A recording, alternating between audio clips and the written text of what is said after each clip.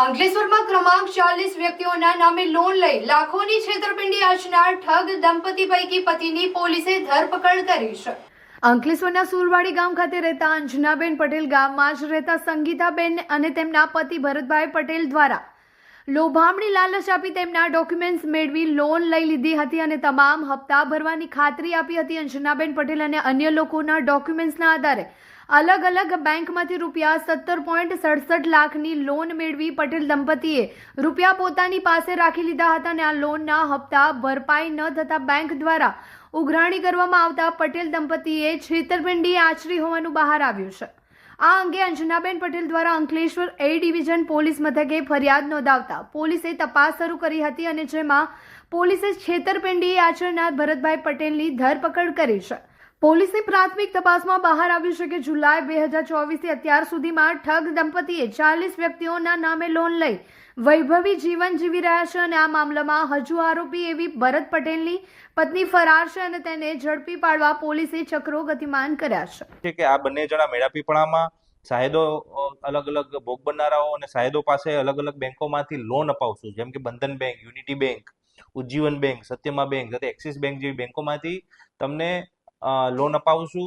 એ loan અમે ભરશું, થોડાક પૈસા તમને આપી દઈશું, જ્યારે બાકીની લોન જે છે એના પૈસા અમે હપ્તે રૂપે ભરશું અને અમે ચૂકવી દઈશું, એના બદલામાં તમને કેટલાક પૈસા આપશું। એ પ્રકારની લલચામણી લાલચ આપી, લોભામણી લાલચો આપી અને એમના ડોક્યુમેન્ટો, આધાર કાર્ડ, પાન કાર્ડ જેવા જરૂરી દસ્તાવેજો મેળવી બેંકોમાંથી લોન મેળવી અને લગભગ 17,67,200 જેટલા રૂપિયાની ઉચાપત અને એની છેતરપિંડી કરી છે।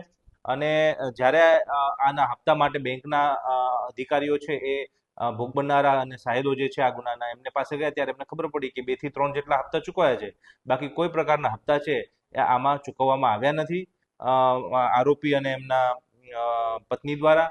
અને હવે લોન ખૂબ વધી ગઈ છે, જેથી એમની પાસે ઉઘરાણી થતા એમને ખબર પડી હતી ત્યારે તેઓએ પોલીસમાં અરજી કરી હતી। પોલીસે આ બાબતે પ્રાથમિક તપાસ કરી, સઘન તપાસ કરી હતી અને ત્યારબાદ આજરોજ એનો ગુનો દાખલ કર્યો છે। આ આખો જે હકીકત જે છે એમાં 6 મહિના 2024 થી શરૂ કરીને અત્યાર સુધીમાં લગભગ 40 જેટલા લોકોનો આ બે જણાએ ભોગ લીધે છે। તે પોતે ખૂબ જ લેવિશ લાઈફ પણ જીવતા હતા આ દરમિયાન અને આ બાબતે પોલીસની તપાસ ચાલુ છે। કાવતરાની પણ કલમ આમાં એડ કરવામાં આવી છે અને તપાસમાં જે પણ આગળની ખુલશે એ બાબતે પોલીસ કાર્યવાહી કરશે। પોલીસ દ્વારા ખાસ લોકોને અપીલ કરવામાં આવે છે કે આ આરોપીઓ કે જેનું નામ છે ભરતભાઈ ઠાકોરભાઈ પટેલ તથા સંગીતાબેન ભરતભાઈ પટેલ રહે અંકલેશ્વર સુરવાડી દ્વારા અન્ય કોઈ પણ વ્યક્તિઓ સાથે પણ આ પ્રકારની ચીટિંગ, છેતરપિંડીનો બનાવ બન્યો હોય તો પોલીસને સંપર્ક કરે અને પોલીસને આ તપાસમાં બીજી કોઈ હકીકત કે હોય તો જણાવશે તો આ ગુનાને વધારે કડક રીતે પોલીસ છે એ અમલીકરણ કરી અને એની તપાસ કરશે। તો કેમ છો ભરૂચ? નવરાત્રીમાં ઇલેક્ટ્રોનિક્સ વસ્તુ લેવાનું વિચારી રહ્યા છો? તો ચાલો શ્રી કૃષ્ણ ઇલેક્ટ્રોનિક્સ,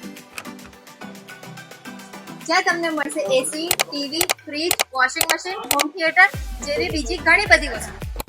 નવરાત્રીમાં ક્રેડિટ કાર્ડ ઉપર અપ ટુ 26% ઇન્સ્ટન્ટ કેશબેક અને બજાજ ફાઇનાન્સમાં 1 EMI બેંક અને સાથે સાથે એશ્યોર ગિફ્ટ પણ મળશે।